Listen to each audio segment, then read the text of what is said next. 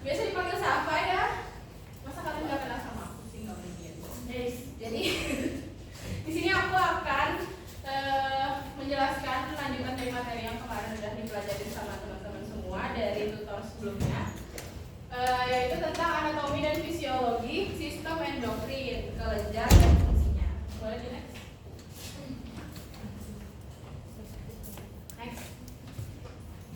Next. Oh iya.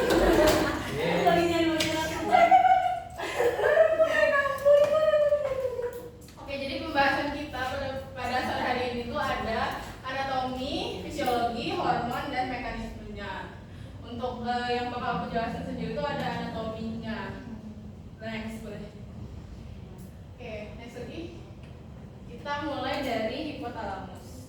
Sebelumnya di sini aku mau menjelaskan dulu kalau sistem endokrin ini sendiri itu terdiri dari kelenjar-kelenjar yang menghasilkan hormon untuk mengatur berbagai fungsi yang ada dalam tubuh kita, termasuk pertumbuhan, metabolisme, keseimbangan energi, dan respon tubuh kita ketika stres. Hormon-hormon ini bekerja dengan cara mengirimkan sinyal kimia ke berbagai organ dan jaringan melalui aliran darah. Jadi hormon-hormon yang ada di tubuh kita ini terhantarkan ke seluruh bagian tubuh itu melalui aliran darah.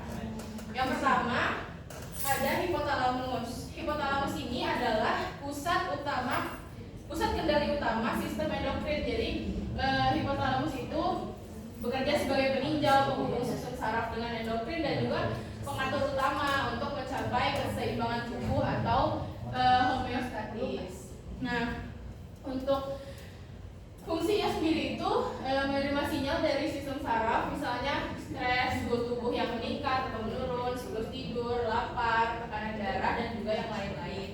Nah, kemudian hipotalamus akan meresponsnya dengan mengatur hormon yang akan mempengaruhi kelenjar pituitari. Nah, hormon-hormon apa aja sih yang dihasilkan oleh hipotalamus ini? Yang pertama itu hormon pelepas atau TRH. Oh, belum. Hormon pelepas atau TRH. TRH itu kerjanya itu adalah mengaktifkan tiroid. Kemudian ada CRH itu mengaktifkan korteks adrenal, ada GnRH yang mengatur hormon reproduksi, dan juga GHRH yang menstimulasi pertumbuhan. Kemudian ada hormon penghambat yaitu somatostatin yang menghambat hormon pertumbuhan tadi. Kemudian ada dopamin yang gunanya itu untuk menghambat prolaktin. Nah, selain hormon-hormon tersebut, hipotalamus ini juga akan untuk mencapai keseimbangan tubuh yang homeostatis tadi itu. Nah, karena dia fungsinya adalah untuk regulasi homeostatis, jadi hipotalamus ini berperan untuk mengontrol semua yang ada dalam tubuh kita gitu, dari mulai suhu tubuh, rasa lapar, haus, dan juga siklus tidur kayak yang udah dijelasin sebelumnya. Boleh di next. Nah, tadi juga kan udah disinggung ya di hipotalamus kalau kemudian tuh ada kelenjar pituitari atau hipofisis. Kelenjar hipofisis atau pituitari ini tuh terletak di bawahnya hipotalamus. Nah, kelenjar pituitari ini juga sering disebut sebagai master of glands karena mengontrol banyak kelenjar endokrin lainnya. Jadi peran dia tuh sebagai apa ya? Kayak head of endokrin gitu loh, karena dia yang mengatur semua banyak dari aktivitas kelenjar-kelenjar endokrin lain dalam tubuh gitu, seperti tiroid, pankreas, dan sebagainya.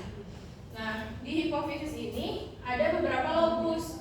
Nah, yang pertama itu ada lobus anterior. Lobus anterior ini gunanya mengontrol pertumbuhan, metabolisme, reproduksi, dan produksi ASI. Itu juga menghasilkan hormon yang mengatur fungsi organ lain, seperti hormon pertumbuhan atau GH yang merangsang pertumbuhan metabolisme sel. Kemudian ada TSH atau thyroid stimulating hormone yang mengatur aktivitas kelenjar tiroid.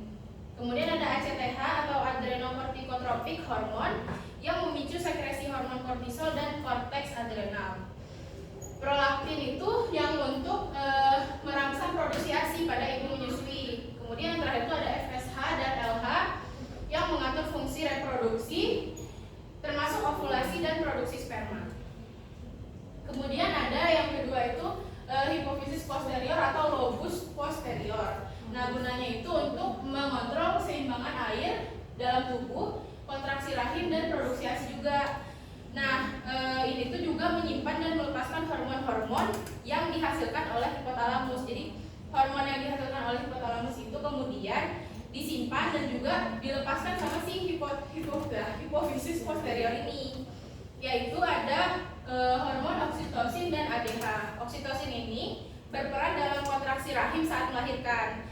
Jadi yang memicu kontraksi saat melahirkan itu si hormon oksitosin ini.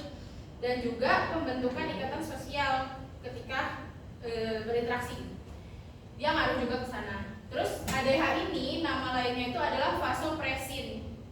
Vasopresin itu gunanya untuk mengatur keseimbangan cairan dan tekanan darah. Yang ini keseimbangan air dalam tubuh ini tuh diatur sama hormon ADH. Next. Teman-teman kalau ada yang bingung nanti boleh langsung angkat tangan aja ya. Kemudian yang ketiga ada kelenjar tiroid. Kelenjar tiroid ini berfungsi untuk mengatur metabolisme tubuh seperti pembakaran energi untuk menjalankan aktivitas, mengontrol sistem pencernaan, mengontrol suhu tubuh, detak jantung, dan fungsi otak, serta tekanan darah agar tetap stabil. Dia juga berfungsi untuk menurunkan kadar kalsium dalam tubuh. Nah, jadi si kelenjar tiroid itu terletak di bagian depan leher. Dia tuh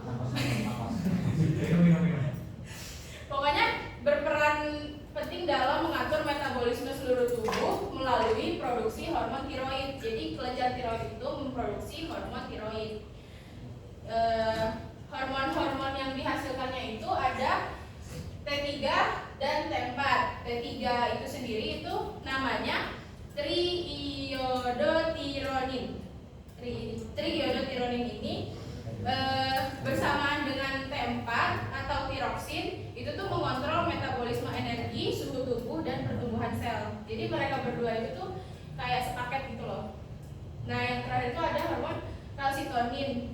Kalsitonin ini mengatur kadar kalsium sesuai dengan namanya ya. Kalsitonin itu mengatur kadar kalsium dalam tubuh, dalam darah, dengan dia itu yang menurunkan kadar kalsium dalam tulang gitu.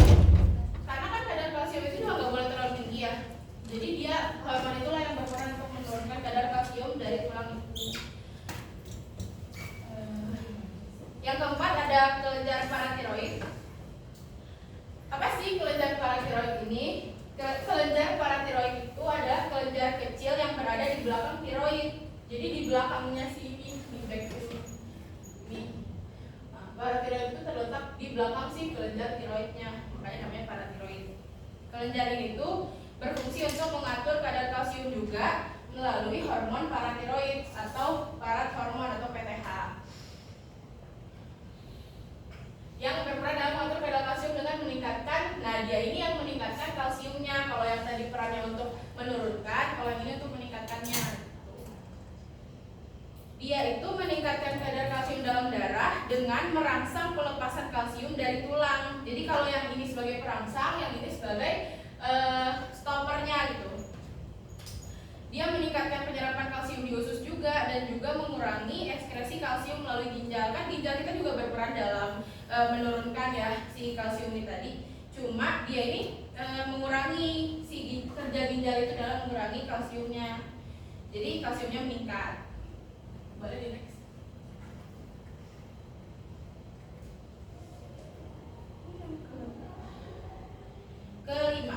Yang kelima ada kelenjar adrenal. Kelenjar adrenal ini berfungsi untuk menghasilkan hormon-hormon yang mengatur berbagai fungsi tubuh, seperti respon terhadap stres, metabolisme, dan juga keseimbangan garam dan tekanan darah atau elektrolit. Kelenjar adrenal atau kelenjar suprarenal ini terletak di atas masing-masing ginjal. Jadi ini kan ginjal kita tuh. Nah yang bagian atasnya ini adalah kelenjar adrenalnya.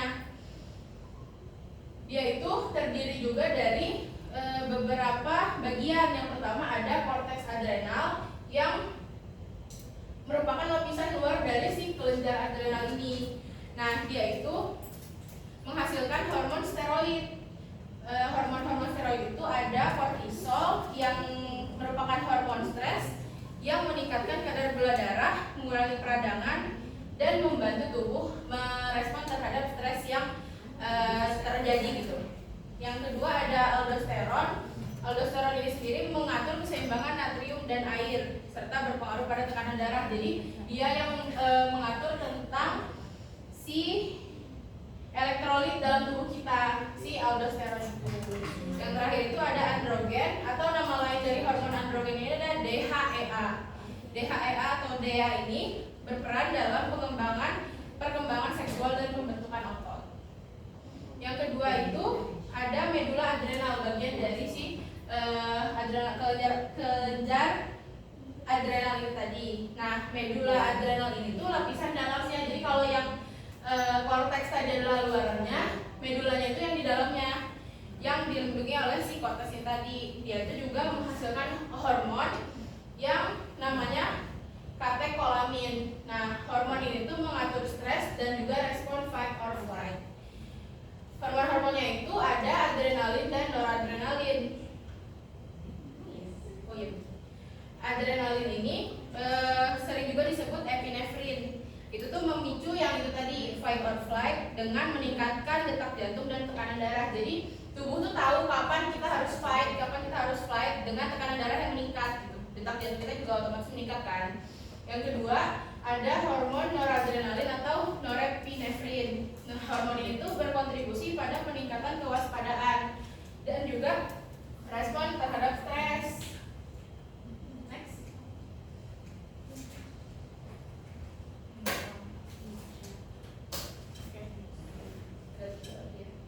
Yang keenam ada pankreas. Selain berfungsi dalam sistem pencernaan, pankreas ini juga ternyata memiliki bagian endokrin yang mengatur kadar gula darah melalui hormon-hormon. Nah, dia itu juga berfungsi sebagai kelenjar eksokrin yang menghasilkan enzim pencernaan kan, bukan cuma endokrin. Jadi dia tuh pankreas itu ada dua job, yaitu kelenjar eksokrin dan juga kelenjar endokrin sekaligus gitu. Dia menghasilkan hormon-hormon yaitu insulin, glukagon, somatostatin dan juga polipeptida pankreas atau PP. Untuk insulin sendiri itu tuh diproduksinya oleh sel beta yang terdapat dalam pankreas. Sel beta ini memproduksi insulin untuk menurunkan kadar gula darah dengan memungkinkan sel menyerap glukosa dari darah. Jadi kadar gula darah kita tuh bisa turun karena sel-sel tubuh kita menyerap glukosanya dari darah yang ada di tubuh kita gitu. Terus ada glukagon. Glukagon ini diproduksinya oleh sel alfa. Kalau yang insulin diproduksi sama sel beta, kalau glukagon diproduksinya sama sel alfa. Nah, glukagon ini fungsinya untuk meningkatkan kadar gula darahnya. Kalau yang insulin menurunkannya, glukagon meningkatkannya dengan merangsang pelepasan glukosa dari hati. Yang terakhir ada somatostatin. Itu tuh ada hormonnya ini diproduksi oleh sel delta. Jadi kalau insulin itu beta, glukagon alfa. Kalau somatostatin itu sel delta. Itu menghambat produksi insulin dan glukagon untuk menjaga keseimbangannya. Jadi somatostatin ini yang mengatur dan menghambat si dua hormon sebelumnya gitu, biar seimbang mereka berdua. Ini delta. Delta, sel delta.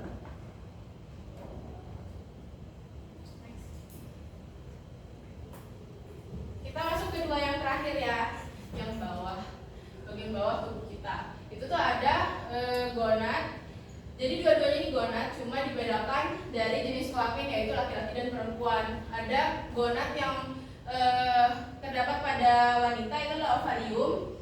Itu tuh berfungsi untuk menghasilkan sel-sel reproduksi atau sel telur serta hormon seks yang mengatur perkembangan seksual, reproduksi dan juga fungsi tubuh yang terkait dengan hal-hal tersebut, seperti pengaturan siklus menstruasi pada wanita. Nah, di ovarium ini menghasilkan atau dihasilkan hormon-hormon yaitu estrogen, progesteron dan inhibit. Jadi kalau estrogen dan progesteron kita udah tahu ya, estrogen itu untuk mengatur perkembangan seksual dan siklus menstruasi. Jadi yang berperan untuk memulai dan juga menyelesaikan siklus menstruasi kita itu adalah hormon estrogen. Kalau progesteron itu untuk menyiapkan tubuh ketika akan terjadi kehamilan dan menjaga stabilitas kehamilan. Jadi progesteron itu juga sangat penting ketika kita sedang hamil. Kalau yang untuk laki-laki itu tuh gonadnya itu adalah testis. Nah, ini tuh berfungsi untuk menghasilkan sel-sel reproduksi atau sperma serta hormon seks yang mengatur perkembangan seksual, sama kayak yang wanita tadi, cuma bedanya emang beda di si kelenjarnya aja gitu. Terus hormon yang dihasilkannya itu ada, utamanya itu adalah testosteron. Jadi kalau inhibin ini sendiri tuh dua-duanya tuh menghasilkan. Jadi dia emang dihasilkan sama kelenjar gonad secara umum gitu, nggak dibedakan antara laki-laki dan perempuan. Kalau testosteron itu untuk mengontrol perkembangan seksual pria, pembentukan otot dan produksi sperma. Next. Ini untuk penjelasan yang lebih lengkap tentang hormon-hormon yang udah aku sebutin tadi. Dia tuh sebenarnya kalau endokrin itu juga ada apa, dua lagi ya? Kelenjar yang belum, yang biasa. Tapi emang jarang. Iya, jadi ada dua lagi yang emang jarang di-mention. Aku mention satu mungkin ya, ada kelenjar pineal. Nah, kelenjar pineal ini tuh terletaknya di otak. Nah, kelenjar ini berperan dalam regulasi siklus tidur dan ritme sirkadian melalui produksi hormon melatonin. Hormon melatonin ini mengontrol pola tidur kita dan membantu tubuh beradaptasi dengan perubahan cahaya. Jadi misalnya kalian tidur pasti ada yang dimatiin atau ada yang dinyalain kan lampunya. Nah, yang mengatur kita beradaptasi dengan tiba-tiba gelap itu tuh si hormon melatonin ini tadi. Kalau mau mungkin ini boleh difoto kalau mau, atau mau berbeda. Itu buat catatan aja. Iya, ini buat catatan kalian kalau misalnya mau belajar lebih lengkap yang hormonnya apa-apanya aja. Soalnya ini banyak banget penjelasannya kan. Iya. Gitu. Apa aja. Nanti dikasih kok sebenarnya. Kalau inhibin tadi tuh sama kan, dia tuh cuma untuk menghambat sekresi FSH atau follicle stimulating hormone agar tidak terjadi pematangan follicle berlebih gitu. Jadi dia menghambat atau stopper dari hormon-hormon yang dihasilkan dari si gonadotropin dan gonadotestis gitu. Kamu harus pegang. Oke, aku ingin melanjutkan ya. Buat perkenalkan, aku Nongkrong Cijasmi. Di sini aku bakal menjelaskan mengenai mekanisme fisiologi mesin melalui yang tadi. Tapi sebelum kita flashback dulu ke hormon-hormon ya, sebenarnya hormon-hormon ini emang ada banyak banget ya teman-teman. Tapi nanti bakal aku breakdown lagi di mekanismenya. Nah, di sini juga sebenarnya ada kata-kata kuncinya. Seperti kalau misalnya untuk hormon hipotalamus, sebenarnya kalian tuh tidak usah menghafal semuanya, tidak apa-apa. Dan tidak usah menghafal panjangannya pun tidak masalah sebenarnya, asal kalian tahu aja kata kunci. Kalau untuk UAS ya, kalau misalnya kalian memang belajarnya untuk UAS tidak mendalam gitu. Nah, untuk hipotalamus sendiri aku punya tips. Kalau ingin tahu apa saja sih hormon hipotalamus, yang pasti untuk hipotalamus sendiri dia tuh punya karakteristik yaitu GR-nya. Jadi hipotalamus itu adalah releasing. Jadi kan tadi sudah dijelaskan ya tentang anatomi. Kalau hipotalamus itu dia adalah pengatur utama. Jadi dia tidak langsung ke endokrinnya langsung, tapi dia itu bakal menyuruh si hipofisisnya itu untuk melanjutkan ke si endokrinnya itu dulu. Nah, dengan cara dia merilis hormon yang nantinya harus diteruskan oleh hipofisis nantinya gitu. Jadi untuk menghafalkan hipotalamus ini, tips dari aku itu teman-teman cukup tahu aja kalau misalnya karakteristik dari hormon hipotalamus itu ada R-nya atau releasing-nya sebagai releasing, dan ada kayak dopamin, somatostatin gitu. Jadi teman-teman juga nggak perlu menghafal terlalu detail, juga nggak masalah gitu kalau misalnya udah puyeng banget gitu, udah mual gitu. Nah, untuk hormon-hormon sendiri udah kami breakdown lagi untuk mempermudah teman-teman untuk menghafal juga. Di sini udah ada di ini ya, udah di-highlight ya, kayak poinnya tuh apa, kayak misalnya kalau hipofisis ini kan terbagi dari dua ya, tapi kalau untuk mekanisme sendiri kita hanya menggunakan hipofisis anterior, karena nanti bakal ada hipofisis anterior ini yang bakal meneruskan ke endokrin yang telah disuruh sama si hipotalamus tadi atau kelenjar-kelenjar tadi, nanti akan dijelaskan lebih lanjutnya. Nah, di sini untuk mempermudah juga ada yang udah kami tabelkan ya teman-teman, jadi kalian tinggal fokus aja ke kunci-kunci kata kuncinya. Dan untuk tips untuk menghafalkan hormon hipofisis dari aku itu sebenarnya mudah aja ya yang pasti gak ada R, yang pasti gak ada releasing, dan biasanya karakteristiknya itu terletak di S-nya. Walaupun gak semua punya ya, tapi di S-nya itu dia dari stimulating karena dia bakal menstimulus kelenjar-kelenjar yang nanti bakal dia sampaikan gitu. Jadi untuk tips dari aku yang hipotalamus itu biasanya dia itu karakteristiknya R atau releasing, dan untuk hipofisis sendiri dia karakteristiknya ada S gitu, apa enggak yang nggak ada R aja pokoknya. Nah itu udah pasti hipofisis gitu. Ini tips. Dan takutnya teman-teman kesulitan menghafal semuanya ya gitu. Nah dan ini untuk hipofisis anterior itu ya untuk keseimbangan nanti bakal dijelaskan lebih lanjut. Dan untuk hormon-hormon juga nanti bakal ada breakdownnya ya, dan ini udah kami tebal-tebalkan juga, jadi teman-teman bisa pegang kata kuncinya ya untuk mempermudah menghafalkan itu. Sama ini juga udah ada ini ya. Oke, kita lanjut ke mekanisme fisiologi endokrin. Nah untuk mekanisme endokrin sendiri tadi kan ada endokrin itu, sistem endokrin itu ada banyak sekali ya pelajaran endokrin.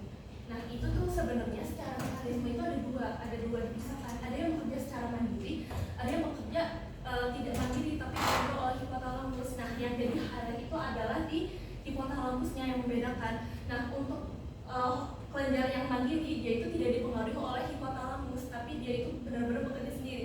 Jadi kalau misalnya tubuh merasa ada, kalau misalnya hormon yang bekerja secara mandiri dia merasa ada yang salah dengan tubuh atau dengan stabilitas tubuh, dia itu bakal langsung bekerja, dia bakal langsung otomatis bekerja tanpa menunggu perintah dari hipotalamus. Tapi kalau yang dikontrol oleh hipotalamus, dia itu tidak akan bekerja kalau tidak disuruh oleh hipotalamus gitu. Makanya tadi ada hormon-hormon releasing, stimulating itu tuh untuk mencapai si kelenjar-kelenjar ini, kelenjar-kelenjar si tiroid, adrenal dan gonad dan kelenjar susu. Nah itu tuh untuk berinteraksi dengan kelenjar ini, nanti bakal disampaikan lebih lanjut. Jadi intinya secara garis besar perbedaannya itu ada di kontrol oleh hipotalamus atau tidak gitu. Nah di sini ada contoh-contohnya nih. Untuk yang bekerja secara mandiri, dia langsung merespon. Jadi kayak misalnya pankreas nih, nah pankreas, paratiroid dan juga adrenal medula itu tuh dia bekerja secara mandiri. Jadi kalau misalnya ada yang wrong sama tubuh, atau enggak misalnya kalau di pankreas ada kadar glukasa itu tidak stabil, dia itu bakal langsung bekerja, dia bakal langsung merilis insulin atau glukagon kepada tubuh tanpa harus menunggu si perintah hipotalamus terlebih dahulu. Nah sedangkan kalau yang dikontrol oleh hipotalamus ada tiroid, adrenal, gonad dan juga kelenjar susu, itu tuh ada tahapan yang panjang, ada tahapan yang lebih lambat daripada tahapan yang secara mandiri, karena prosesnya itu bakal panjang dari hipotalamus, dari ke hipofisis, baru ke kelenjarnya, dan itu tuh melalui peredaran darah yang pastinya menyeluruhkan, jadinya membuat prosesnya itu biasanya lebih lambat gitu. Dan ya ini juga gak akan bekerja kalau belum disuruh atau dikasih hormon dari hipofisis. Nah kalau untuk yang mandiri itu udah lumayan simpel ya, kayak kalau ada yang something wrong atau nggak ada yang nggak seimbang, dia langsung ngeluarin hormon aja gitu. Nah tapi kalau untuk yang tidak mandiri atau yang dikontrolkan oleh hipotalamus itu, dia ada tahapan-tahapannya. Nah yang pertama tahapannya adalah ketika hipotalamus melihat ternyata di tubuh itu ada hal yang tidak seimbang atau ada something wrong, si hipotalamus ini dia akan menginformasi, dia akan menganalisis dulu apa kekurangan tubuh gitu. Dia akan melihat ternyata misalnya ada hormon yang tidak stabil, ada suhu tubuh atau ada tubuh sedang stres. Nah si hipotalamus ini dia bakal menghasilkan hormon pengatur yang nantinya hormon ini itu akan disampaikan ke si hipofisis melalui edaran darah gitu. Nah jadi hipotalamus ini dia tidak langsung berinteraksi atau tidak langsung merangsang si endokrin yang tadi, tapi melalui hipofisis gitu. Contoh hormonnya ada ini CRH, GnRH yang ada releasing karena dia cuma merilis apa sih yang dibutuhkan tubuh gitu. Nah sedangkan si hipofisis ini atau si pituitari ini di tahapan kedua itu, misalnya nih hipotalamus sudah tahu ternyata misalnya tubuh kekurangan ada kekurangan metabolisme. Nah di situ nanti dia bakal mengeluarkan si tadi interaksi hormon ini berupa yang disesuaikan dengan si kebutuhannya. Nah setelah itu nanti si hormon-hormon ini tuh bakal disampaikan ke si hipofisis sebagai kode gitu. Oh ternyata tubuh tuh memerlukan ini. Nah oleh hipofisis dia itu bakal terkhususnya hipofisis anterior ya, nanti itu bakal diterima oleh hipofisis dan bakal diteruskan. Jadi nanti si hipofisis ini dia tuh bakal menganalisis, misalnya dia sudah menerima pesannya nih, dan dari pesan itu dilihat apa sih yang ternyata yang dibutuhkan oleh tubuh. Oh ternyata yang dibutuhkan oleh tubuh misalnya dia butuh metabolisme, berarti dia akan merangsang kelenjar yang itu yang untuk metabolisme misalnya tiroid gitu. Nah, dan contoh hormonnya itu yang di bawah ini ada BH, TSA yang disesuai dengan kebutuhan. Kalau misalnya dia butuhnya tiroid dan kasih kode TRH ya berarti dia mengeluarkan TSH gitu. Jadi sesuai dengan perintah hipotalamus, dan nanti perintahnya diolah lalu dimasukkan ke dilanjutkan ke kelenjar yang dituju. Nah, terus tahapan ketiga setelah hipofisis itu udah tahu nih, oh ternyata dibutuhkan misalnya tiroid nih, tiroksin, berarti dia butuh TSH, berarti dari TRH yang hipotalamus dari TRH terus ke TSH, dia itu nanti bakal lanjut melalui peradangan darah, si TSH ini bakal ditangkap pesannya oleh yang tadi kelenjar yang dituju, yaitu kelenjar tiroid misalnya seperti itu. Nah, jadi dari hipofisis itu dia tuh fungsinya itu untuk jadi perantara antara hipotalamus dan juga sekaligus untuk merangsang si kelenjar yang spesifik gitu, lebih spesifik itu. Nah, kelenjar yang sudah ditargetkan, misalkan tadi udah ditargetkan nih, udah menerima pesan juga ya, pada akhirnya dia akan bekerja sesuai kebutuhan tubuh, dia bakal mengeluarkan si hormon yang dibutuhkan gitu. Misal kalau tiroid berarti dia ngeluarin tiroksin gitu. Nah, setelah misalnya nih kan bakal dikeluarkan yang hormon yang dibutuhkan untuk mencapai homeostatis. Nah, ada tahapan keempat atau tahapan terakhir. Nah, misalnya si kelenjar target ini udah mengeluarkan hormonnya nih, dia udah mengeluarkan hormonnya, misalnya tadi butuh hormon tiroksin, udah dia keluarkan. Nah, sesuai perintah dari hipofisis dan hipotalamus, dan ternyata si tiroksin ini tuh butuh banyak atau butuh dikit atau enggak, misalnya kelebihan gitu. Nah, di situ ada yang namanya mekanisme feedback.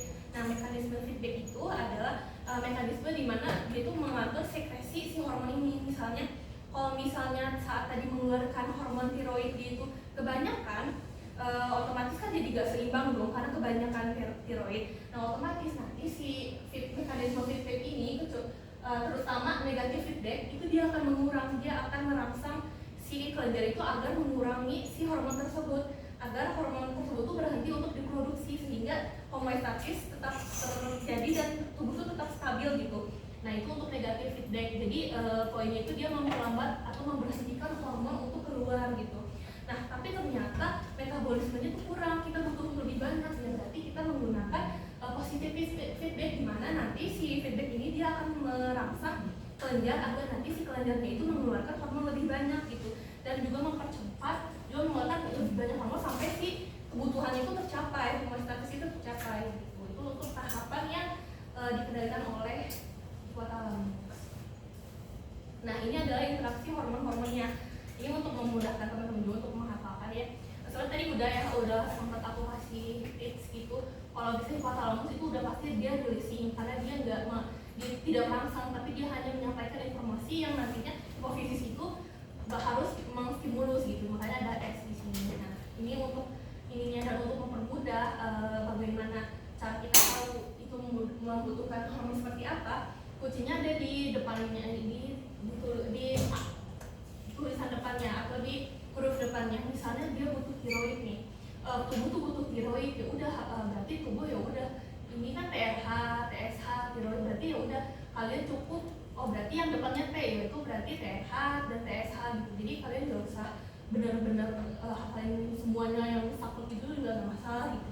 Misalnya CRH nih, atau enggak korteks adrenal, kira-kira membutuhkan apa? Karena korteks kan dari C ya, itu adalah kodenya itu C, berarti cari berarti CRH hipotalamusnya, dan ininya ACTH, ada C nya juga kan, itu C itu untuk korteks gitu. Jadi ada kode-kode di setiap huruf atau di setiap kelenjarnya itu. Misalnya gonad juga nih, gonad kira-kira butuh apa ya, atau hormonnya itu apa saja ya, berarti cukup lihat aja depannya tuh ada GN, itu tuh ada gonad tuh. GN itu ada gonad, berarti untuk gonad tuh ya udah GN, RH, dan hipofisisnya ada FSH dan RH gitu. Lalu ya sisanya juga ada yang kayak dopamin, prolaktin, yang produksi ASI itu bakal dibahas lebih lanjut. biasanya untuk menghafalkan itu aku biasanya bermain dengan visual atau analogi. Nah, sini aku memberi contoh dan ini tuh sangat cukup membantu ya kalau menurut aku untuk teman-teman yang visual, apalagi kalau sekarang tuh teman-teman yang audio juga bisa, karena ini udah aku kemas dalam bentuk cerita dan algoritmik. Kita kenalan dulu, kita kenalan dulu sama hipotalamus. Nah, kita analogikan, kita andaikan, oh ternyata itu hipotalamus itu si presiden yang sigap dan peka. Karena kan hipotalamus itu dia yang bakal mengontrol si pengontrol utama, kan dia akan mengontrol keseimbangan tubuh, apakah tubuh itu seimbang atau tidak. Sehingga kan untuk mencapai keseimbangan kita tuh harus sigap dan harus peka gitu, apa sih yang dibutuhkan oleh tubuh. Nah, hipotalamus itu cocok gitu untuk peran tersebut, karena kan dia kan ada pengatur utama, jadi dia dianalogikan dia sebagai presiden yang sigap dan peka, dan dia juga menjaga keseimbangan tubuh. Jadi kalau tubuh ada yang tidak seimbang, hipotalamus ini akan secara sigap akan mengeluarkan perintahnya itu berupa hormonnya itu seperti tadi yang hormon releasing seperti TRH, CRH, GnRH. Nah, kepada si hipofisis ini, jadi si hipotalamus itu galau sitoendokrin ya, tapi ke hipofisis.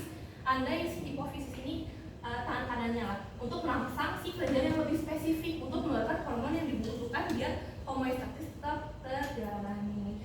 Nah, tadi kan dia misalnya nih hipotalamus sudah tahu nih ada problem, nah dia bakal mengirimnya ke hipofisis.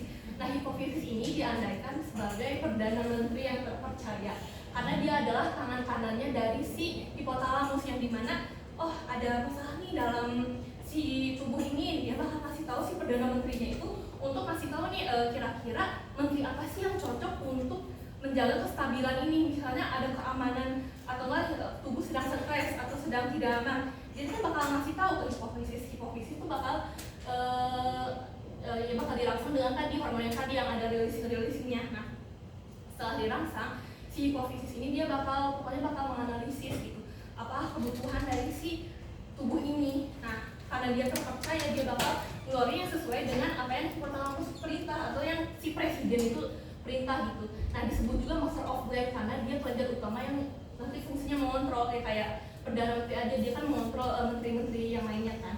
Nah, dia juga yang merangsang, mengatur aktivitas kelenjar endokrin lain, dan juga yang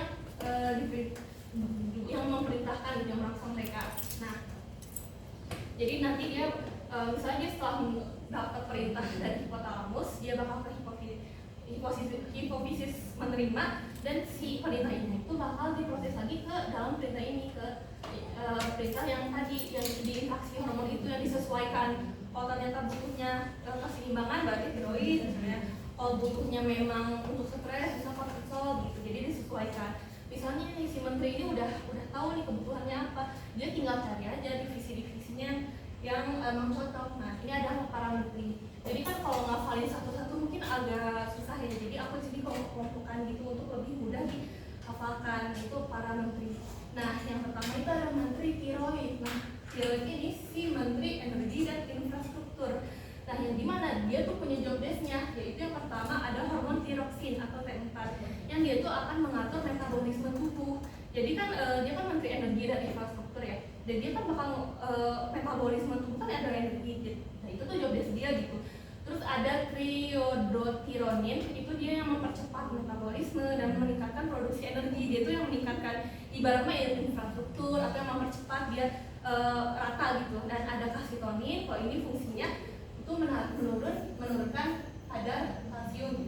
Ini ada jenis perintahnya atau interaksinya, aku tulis lagi di sini. Kalau misalnya butuh tiroid berarti ini TRH dari hipotalamus, terus ke hipofisis jadi TSH, baru ke hormonnya itu tiroid gitu. Lalu yang kedua ada korteks adrenal atau si menteri pertahanan dan stabilitas.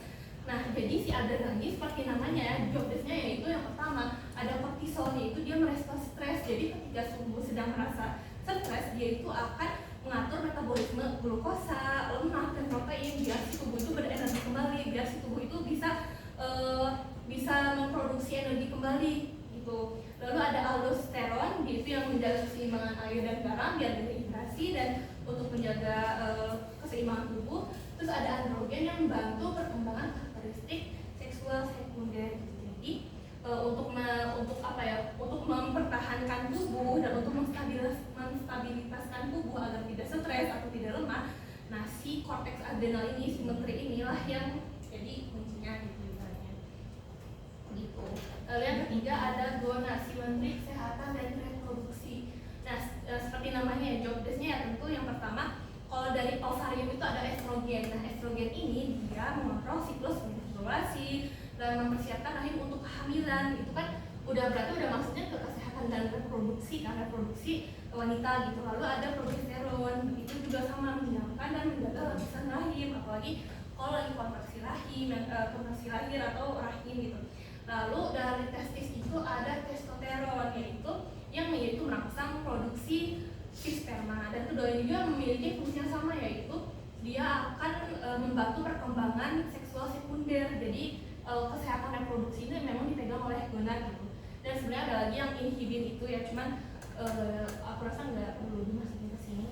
Pokoknya dia tuh yang menghambat biar tetap terjaga kestabilan itu. Nah, di sini ada jenis perintahnya. Kalau tadi kan GONA udah ada yang kodenya itu berarti GNRH, ke FSH atau LH, terus ke hormon si pada tinggi. Lalu kita ke lembaga independen. Kalau yang tadi kan dia ini kan si menteri-menteri ini kan dia dikontrol oleh perdana menteri kan, mereka dikontrol oleh hipotalamus, oleh presiden. Nah, kita masuk ke yang tadi, kalau yang mandiri itu dia diberi nama lembaga independen. Jadi dia bergerak tuh tidak sesuai dengan perintah hipotalamus, tapi dia bergerak secara mandiri, secara independen, tapi tetap tujuannya sama, untuk menjaga homeostatis gitu atau keseimbangan dalam tubuh, sehingga dia tuh tidak perlu itu juga nggak perlu dipimpin oleh hipotalamus juga, tapi mereka bakal akan saling bekerja sama lagi. Nah, contohnya yang pertama ada pankreas, si bank sentral. Nah, job desk si pankreas ini, kenapa bank sentral? Karena pankreas itu dia yang bakal mengatur kestabilan kadar glukosa dalam darah dan tubuh kita. Misalnya misalnya kalau glukosa dalam darah kita kebanyakan, si pankreas itu tugasnya akan merilis si insulin biar nanti si glukosanya itu menurun kadar gulanya agar tidak berlebihan, nanti tidak ada inflasi dari glukosa itu. Nah, kalau ternyata kita butuhnya lebih banyak atau kekurangan, berarti rilislah glukagon yang menaikkan kadar gula darah, dimana nanti si pankreas ini bakal menyesuaikan gitu. Kalau misalnya tubuh ada yang tidak stabil, dia bakal mengeluarkan job desk atau mengeluarkan hormon dia itu sesuai dengan kebutuhan tubuh gitu, agar tetap stabil gitu. Lalu yang kedua ada paratiroid, si Mahkamah Konstitusi. Nah, job desk dia itu kan dekat ya sama tiroid ya. Dia tuh punya job desk yaitu paratormon atau PTH, yang dimana dia tuh akan meningkatkan kadar kalsium. Nah, kadar kalsium kan tadi kan udah disinggung ya, kalau kadar kalsium itu penting banget dan sangat berguna gitu, sangat penting dalam kehidupan kita, sehingga memang untuk menjaga keseimbangan kalsium kan kalau nunggu hipotalamus itu bakal lama kan, karena banyak tahapan-tahapan, makanya dia bersifat independen gitu, tidak langsung gitu. Nah, kalsium itu penting kayak untuk pertumbuhan tulang, gigi, dan penting juga untuk fungsi saraf, otot, seperti hukum aja untuk ketertiban negara gitu, dan dia mandiri gitu. Dan paratiroid itu sama, dia itu mandiri, dan itu juga untuk ketertiban nanti si tubuh ini agar tetap seimbang kalsiumnya gitu. Lalu ada si adrenal medula, si intelijen militer, walaupun adrenal itu dia ada dua yang tadi, cuman kalau yang ini dia sifatnya independen. Kenapa? Karena dia diharuskan untuk bergerak secara cepat. Jadi si job desk dia itu adalah mengeluarkan adrenalin dan norepinefrin itu dengan sangat cepat terhadap suatu reaksi yang stres atau yang bahaya dari tubuh gitu, yang diperintah oleh sistem saraf simpatik biasanya.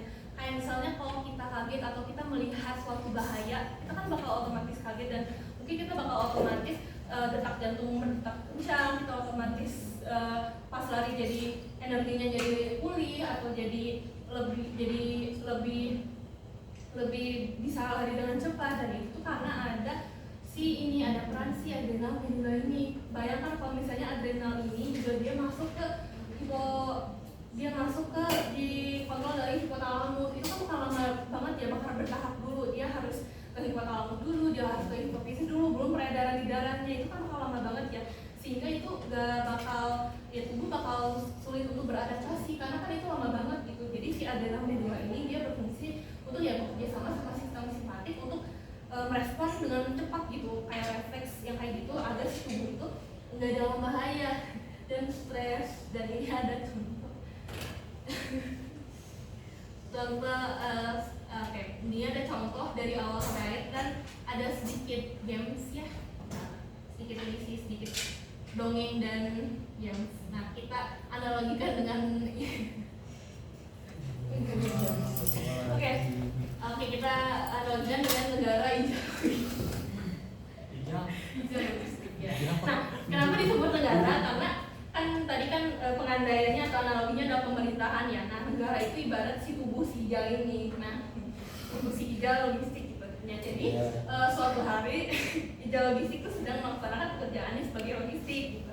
Namun karena dia itu terlalu banyak gitu pekerjaan logistiknya, soalnya kan kepanitiaannya logistik semua gitu kan, banyak gitu. Nah, hijau pun jadi ngerasa lelah gitu, lelah terus stres, soalnya kan logistik ya, tahu sendiri ya, logistik tuh dia kan harus mikirin barang, harus beli apa, harus ngangkut ini, ngangkut itu gitu. Jadi si hijau pun dia merasa stres secara secara fisik maupun secara mental gitu, karena ya dia harus mikirin ini itu, belum juga harus ngangkat ini itu, dia kan bakal capek banget ya, bakal memerlukan banyak energi. Nah, di sini otak hijau, si presiden ini dia dapat informasi, wah ternyata si hijau ini lagi stres. Nah, si hijau ini lagi stres gitu, tubuh si hijau tuh lagi stres karena ya tadi faktornya, karena ya dia terlalu banyak misalnya job desk gitu. Nah, untuk menghadapi stres dalam tubuh, hipotalamus memberi perintah untuk mengirimkan hormon. Nah, ini kuncinya sini. Kalau misalnya nih hipotalamus, tadi udah ingat ya, hipotalamus itu dia nggak langsung ke kelenjar endokrin, tapi dia harus ke hipofisis dulu. Nah, kira-kira hormon apa yang dikirim dari si hipotalamus ini ke hormon ini yang sesuai gitu kan? Ini berarti kan kalau lagi stres, berarti kalau lagi stres yang dibutuhkan itu kelenjar apa atau menteri apa? Nih yang pasti deh. Nah, yang adrenal. Nah, untuk si adrenal ya, tadi misalnya adrenal. Nah, untuk merangsang si adrenal ini kan hipotalamus tuh gak langsung ke kelenjar adrenal kan. Nah, untuk merangsang itu dia butuh apa kira-kira? Butuh hormon apa? Apa? Iya sebelum kan dari hipotalamus ke hipofisis dulu. Sabar, Naura. Oh iya. Naura. Iya, apa ayo? Hormon apa? Dia harus ngerangsang apa dulu gitu ke hipofisis, biar nanti hipofisis yang nyuruh.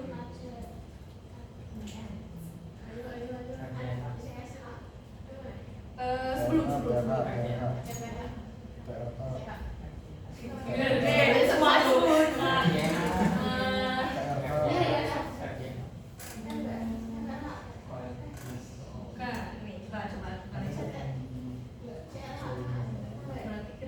Tebak-tebakan aja ya.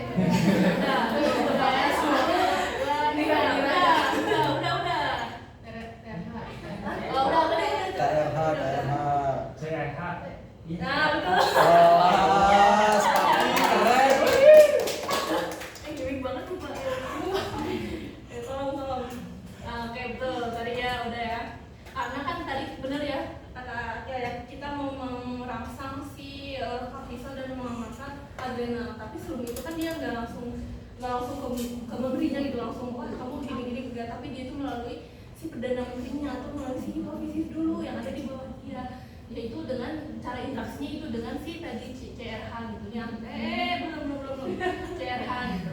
Nah, dari hormon CRH kan bisa dia ngirim nih, hormon CRH ini dia ngirimnya ke kelenjar apa? Dulu si hipotalamus, dia ngirim si CRH tuh ke kelenjar apa? Leucin. Hipotalamus dia ngirimnya kemana? Iya betul, hipofisis. Ini bisa sambil tolong. Tolong. Nah, biar ada bisa kalian udah ada di Muhammad. Tadi apa? Pagi? Oke, ke kelenjar apa itu? Ini sebelumnya. Iya betul. Iya betul. Jadi kan tadi udah ya dapat kabar, oh ternyata otak tuh sedang stres nih, tubuh tuh sedang stres. Nah, si hipotalamus itu dia bakal langsung perintahin si hipofisis dulu, gak bakal langsung ke kelenjarnya karena yang bertugas untuk memerintah kelenjarnya langsung itu si hipofisis, karena dia ibaratnya yang ketuanya gitu. Jadi dia mah cuman langsung ke ketuanya aja, suruh ketuanya aja lah ya, pokoknya yang kerja lah ibaratnya gitu, yang merespon atau nge-reach out gitu.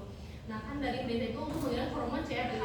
Nah karena kan butuhnya memang hormon kortisol ke kelenjar hipofisis supaya nanti diteruskan ke hormon atau misalnya udah nih dari hipotalamus kita sudah nih. Nah dari hipotalamus si hipofisis kan tadi dapat perintah berupa CRH tuh, ini udah ada yang lihat tadi. Nah lalu dia tuh menganalisis perintah tersebut, kalau kira-kira CRH itu untuk kelenjar endokrin yang mana, untuk menteri yang mana, untuk pekerjaan menteri yang mana gitu. Nah dia bakal menganalisis hipofisis ini, dan setelah menerima dan menganalisis akhirnya hipofisis itu memberi perintah berupa hormon apa? Hormon apa? Dari CRH. Belum sabar.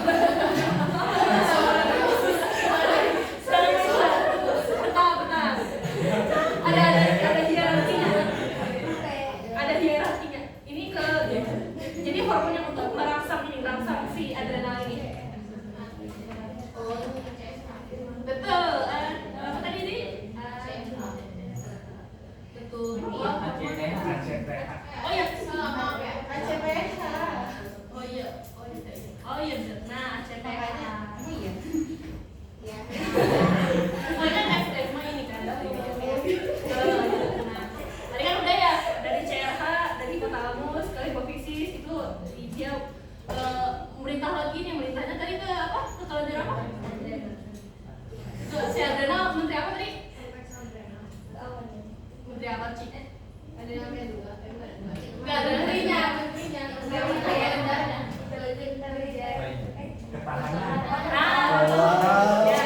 keren banget. Dan stabilitas. Nah, kan tubuh tuh lagi stres, lagi lemah ya. Berarti kan butuh apa ya?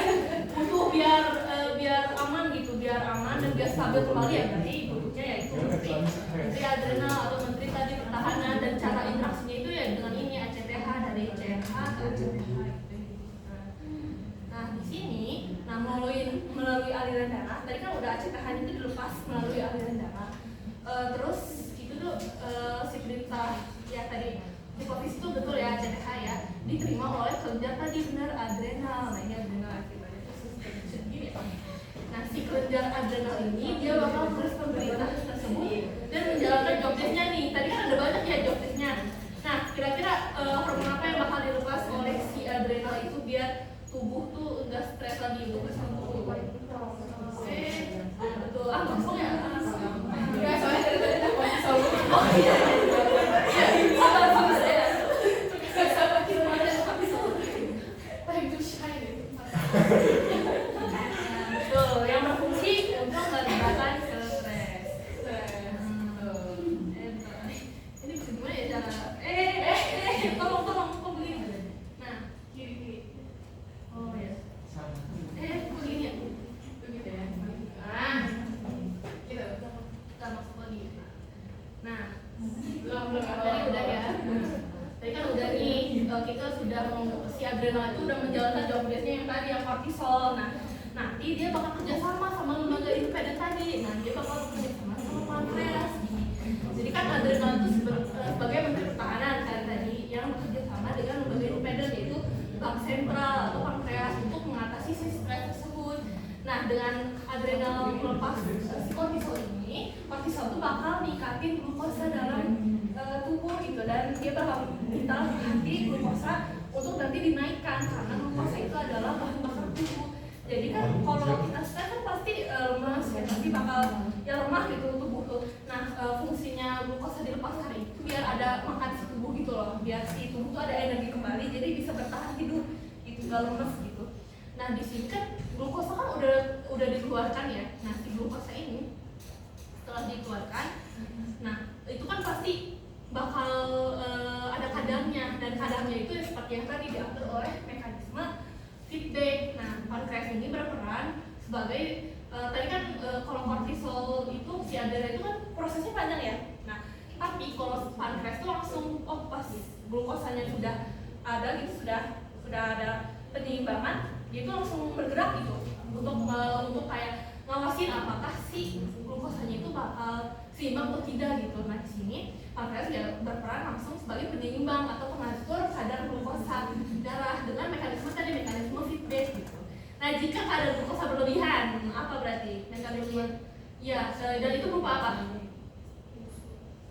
Yang ya betul. Ya betul, insulin untuk ini ya untuk mengurangi si gula darah. Kalau kekurangan bakal melakukan apa? Ya betul. Ulang aja langsung udah balik. Nah, jadi di sini ini juga si mekanisme ini itu juga dinamakan sebagai mekanisme feedback. Gitu. Kalau misalnya kurang, dia melepas insulin, ya itu namanya mekanisme negatif. Kalau dia lebih, kalau dia kurang, dia bakal melepas lebih banyak. Itu namanya, itu kan oleh glukagon itu namanya positif feedback. Tapi kalau dia ternyata kelebihan, dia bakal mengurangi dengan cara mekanisme negatif atau ya dengan insulin. Gitu. Jadi dia bekerja sama. Jadi walaupun dia dibawahi oleh hipotalamus dan dia enggak, dia mandiri, mereka tuh bakal tetap bekerja sama gitu. Dan untuk kerjasamanya ada respon aja gitu. Kalau misalnya ada yang tidak seimbang pada tubuh, ya berarti si ini juga si yang mandiri, lembaga mandiri juga bakal langsung merespon gitu. Nah pada akhirnya ya udah sehingga stres di jantung menurun dan energi sehingga di jantung dapat bekerja lagi.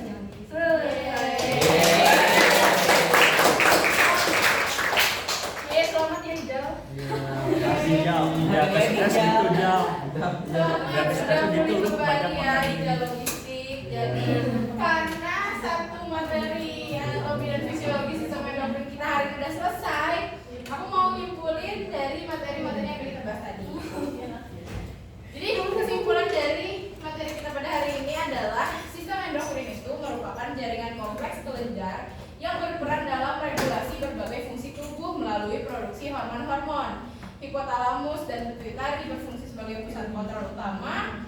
Kemudian dia tuh mengkoordinasikan aktivitas kelenjar lainnya seperti tiroid, adrenal, pankreas, gonad, dan pineal. Dan lain-lain fungsi-fungsi dari kelenjar-kelenjar itu tadi kan udah kita bahas ya.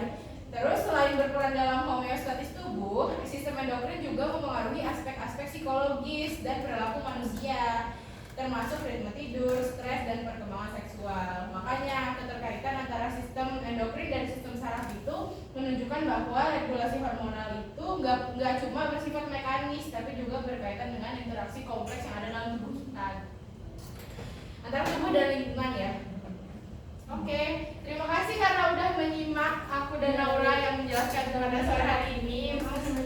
Semua mengantuk ya, kita juga mengantuk. Tapi gak apa-apa, oke. Terima kasih guys. Nah, sebelum kita tutup, ada apa nih?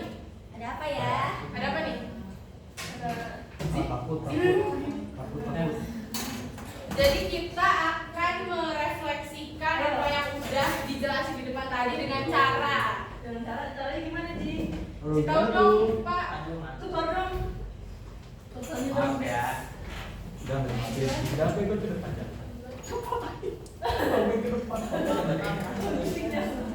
Jangan dia dulu ya. Ada sedikit hadiah ya dari aku sama Naura buat kalian semua. Hadiahnya hijau. Apa tuh? Hijau. Jadi silakan ditunggu hadiah kejutannya dan mohon disiapkan device-nya ya teman-teman. Waduh, dikasih HP nih. Mau udah dikasih HP tuh. Tenang-tenang guys, bakal terus terkenal. Udah. Apa buat kita ngobrol? Itu bukan. Micro jadi soto. Udah.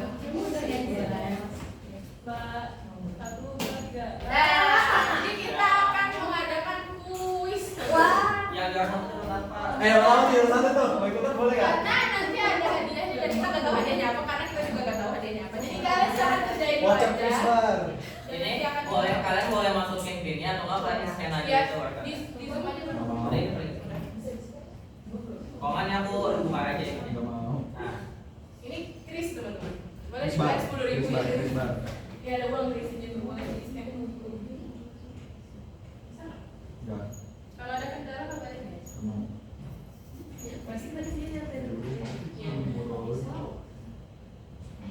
Namanya tidak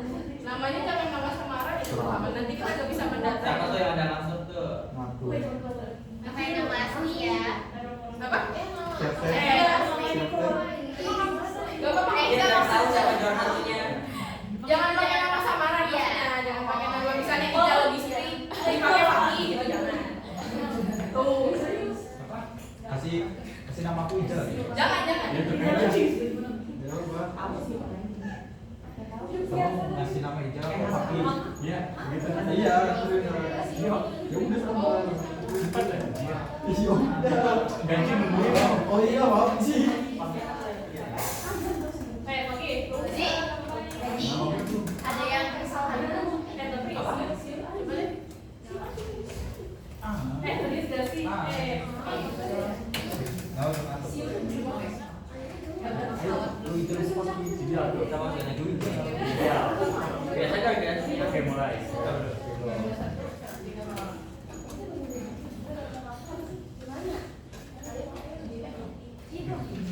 Oh, coba. Wah, tak. Apa? Gue apa? Apa coba ikut? Oh, lu matahari juga. Sama.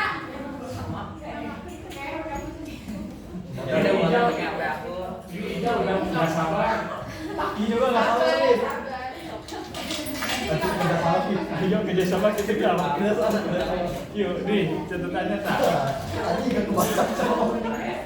Kenapa ini cek pada kita? Ini barcode. Ya mungkin boleh. Ada yang kendala, aman? Ayolah. Sabar. Ya udah. Pisbar. Udah semua belum? Udah semua belum? Yang udah boleh tangga tangan. Ah, Tanda tangan. Ya, sini tanda tangan. angkat Raise tangan, hand tangan. yang udah. Siapa yang udah? Aku. Udah. Oh, Firly belum, Firly.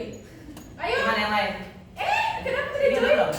Kamu Gak mau. Oke, udah semua ya? Gak boleh. Mau dimulai gak? Boleh. Oke, Ini dimulai. hijau anjing. Coba ada berapa? 1, 2, 3, 4, 5, 6, 7, 8, 9. Betul 9? Iya betul. Ijal lo pengen bantuin. Pakai jauh-jauh dari Ijal. Ada. Oke, kita mulai ya. Ya. 1, 2, 3. Ayo fokus. Fokus ya. Oh, kerjasama ayo. Pakai jauh-jauh dari Ijal. Pagi. Sini, sini. Dia mau kerjasama dia. Pakai sini, pakai. Ayo defend. Jagain Ijal. Coba kamu Buruan sih pindah ke depan ya. Gak di sini. Ayo kerjain fokus.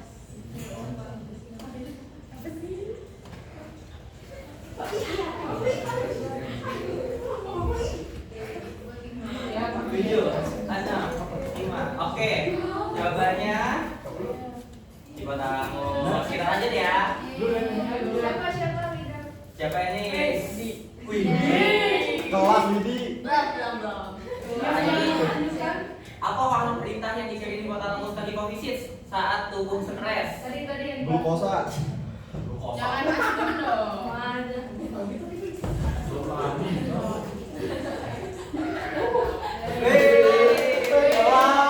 Lanjut. Ayonya betul. Wih. Tidak bisa. Lanjut. Oh ya. Hormon apa yang dikeluarkan di Kovisit setelah mendapatkan kadar hipotalamus? Ayo. Ayo, kalau tadi bisa harusnya ini bisa.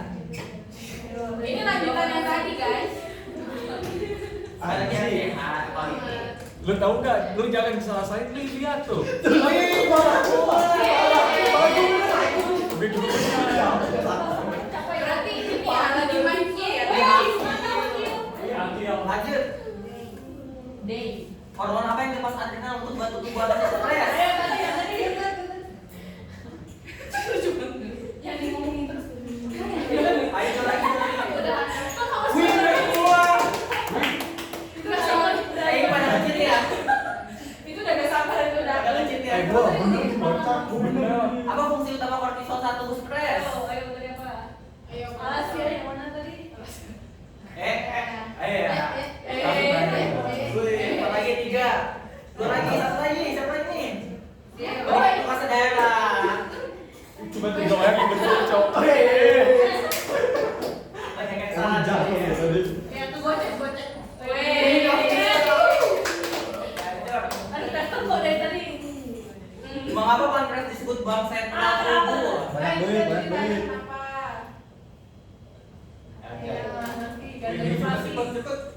Kalau mau sakit. Wih, bener, mengapa Lukas Sedara? Ih, gampang banget. Siapa yang Bisa nanya? bisa. Apinya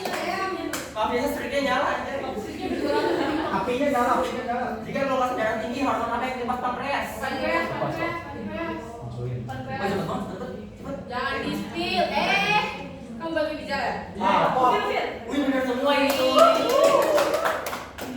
Yang naik. Wih,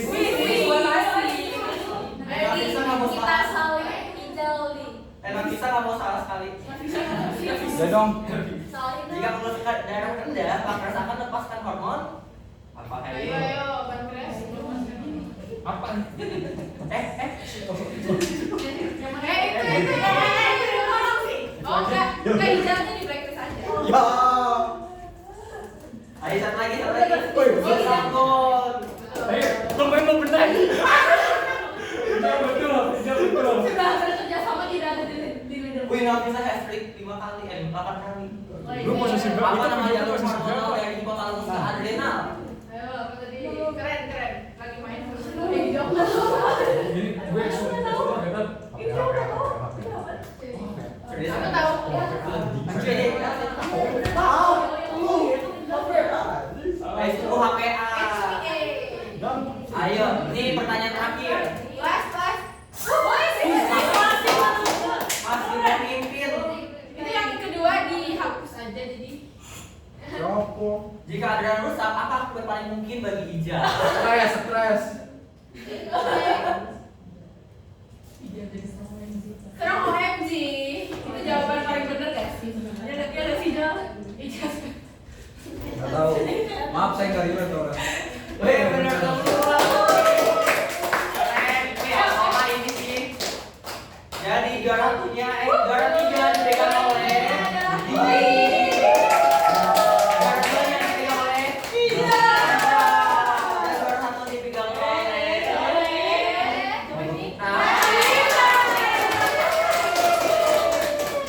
dan juara 4 siapa Adel dan juara 2 Oh iya. Lo kira lo?